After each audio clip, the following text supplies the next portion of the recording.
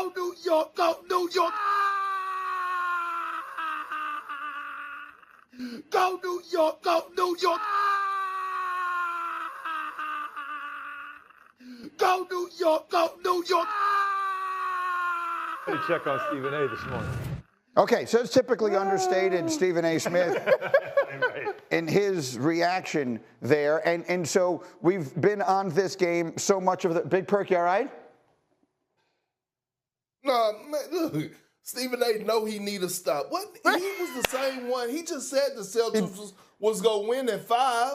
He was nervous.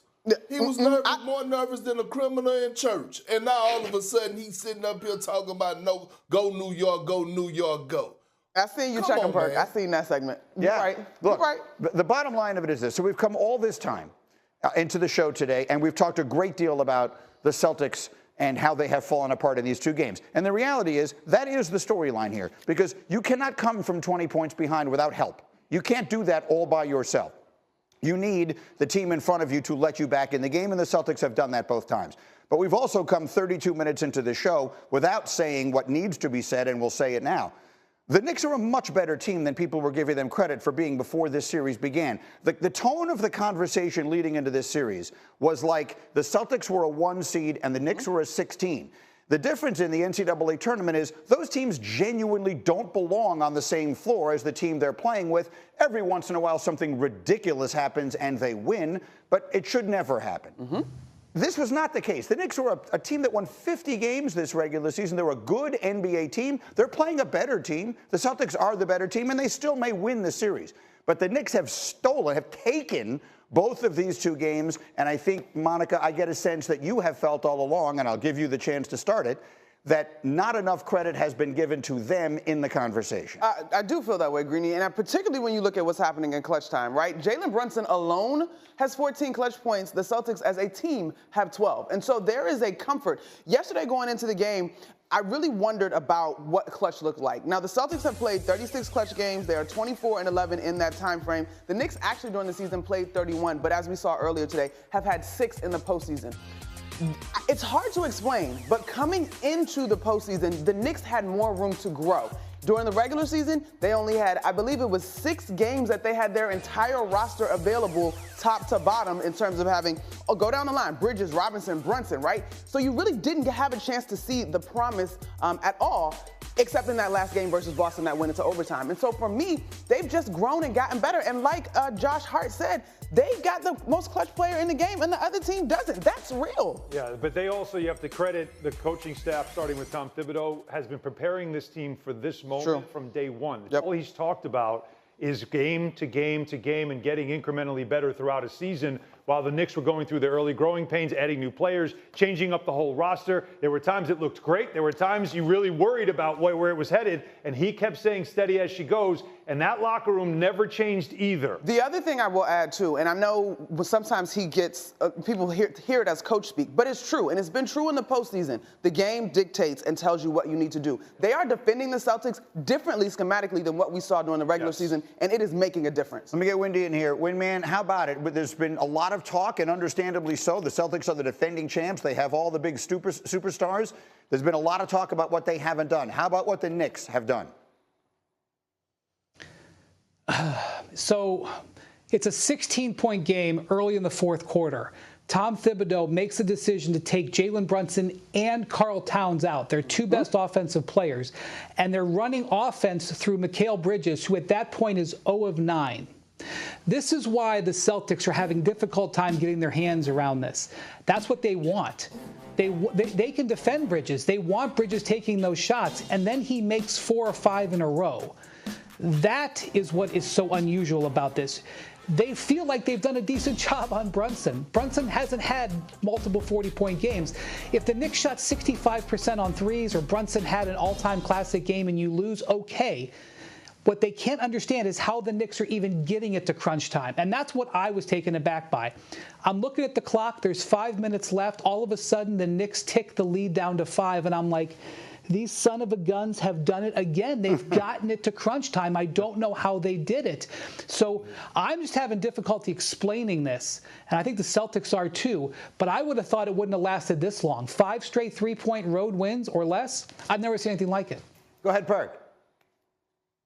Oh, I'll tell you how it's happening. Come on, Perk. Number one, Greeny, I don't know the people around who had the tone that said, like, this wasn't, this was going to be a night and day type series. I had this series going 7 before it started, okay? That's number one. You did. Number two, Winddy, Tom Thibodeau, my Mbutu brother who I won the championship, is coaching his ass off right now. That's how they win it. The coaching and the trust. When Jalen Brunson and Karl Anthony Towns go to the bench, I see the pace pick up. I'm watching Mikal Bridges and Deuce McBride. They getting out in the open floor. They getting wide open threes before the Celtics are able to get their defense set. I'm watching Tom Thibodeau say, okay, Joe Mazzulla, you want to go to a Hacker Mitchell? I'm still going to leave him out there on the floor with Karl Anthony Towns. And I'm gonna outcoach you because I'm gonna allow you to keep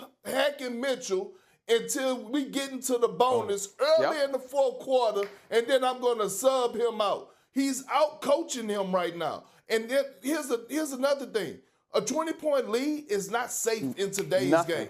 I wish people quit it's not. It's nothing in today's game in 2025. It is all the credit to the Knicks. And one guy I got to give a lot of props to, Josh Hart, the Swiss Army knife. He will cut you everywhere but loose. Does every single thing that doesn't show up in the stat sheet. The cutting off the basketball, the offensive rebounds. And can we show some love to the big cat? Where we at, 21-17? Only 1 3-point shot attempt last night. A monster in the paint. The Knicks are doing what they're supposed to do. They're getting dirty and getting it in the trenches while the Celtics are looking soft and looking cute. That's it. That's what it is. Perk, listen, Josh Hart last night goes 3 of 6 from the 3-point line. Derek White, 3-point shooter, shot 265 threes this year for the Celtics, 3 of 11. And so to Windy's point in terms of why you're confused, I get it. I get it. Because the Knicks are doing everything that you would scout and want them to do, except it's backfiring on the Celtics. But that is one of the things, Greeny, that you just can't quantify statistically, the way that this group is playing together and the confidence they have. There is another thing that is going on here that I think is, it comes through the television. And so Monica and Winddy, you guys being in the building, I'm sure you feel it.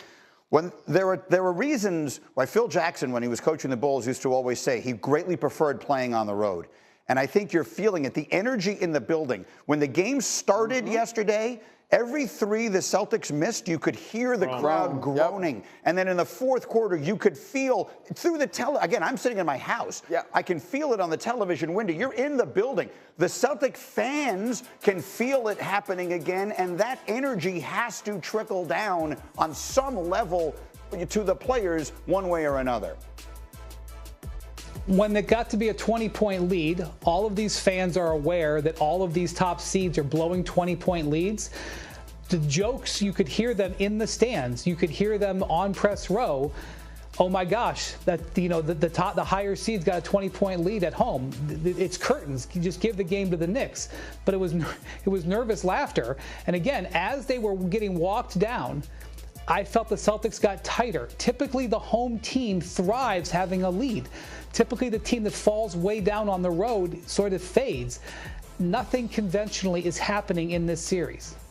14 minutes, or the lead was 14. I think it was about 4 minutes to go in the third quarter. My terrific radio partner, Tyler Murray, he says it on our call. You can feel the anxiousness in this building. And it unfolded in exactly that. And I think to answer the question on how they're coming back, when they're closing the gap on these runs, Greeny, there's just a relentlessness that either you got or you don't. Josh Hart ripping rebounds, going coast to coast, like Mikal Bridges finding his way in the middle range. They look like a team that had more energy, and that's funny because they're the team that played all these minutes, and everybody said it's going to wear them down. They look like they built themselves up for this point of the season, and the Boston Celtics looked like they had tired legs. Yes, and perhaps that is the reason for what we'll finish this part of the conversation by saying the reality is the Celtics are missing makeable shots in the fourth quarter. They just are. Whether that's because they're tight, whether that's because they're tired, it doesn't make any difference what the reason is. It's happening, and so the Knicks have dominated those 2 quarters and taken a 2. Chào mừng các bạn đã đến với kênh YouTube của mình. Ngày hôm nay mình sẽ làm một chiếc video là tô màu những sản phẩm, hoa quả, con vật, đồ vật, vân vân. Nếu các bạn chưa biết sản phẩm gì đúng không thì hãy xem hết video và để lại một cái like và một lượt subscribe để mình có thể tiếp tục động lực ra video nhé. Và bây giờ các bạn hãy xem hết video để biết đó là sản phẩm gì nhé. Bây giờ các bạn cùng mình đi tô màu nào.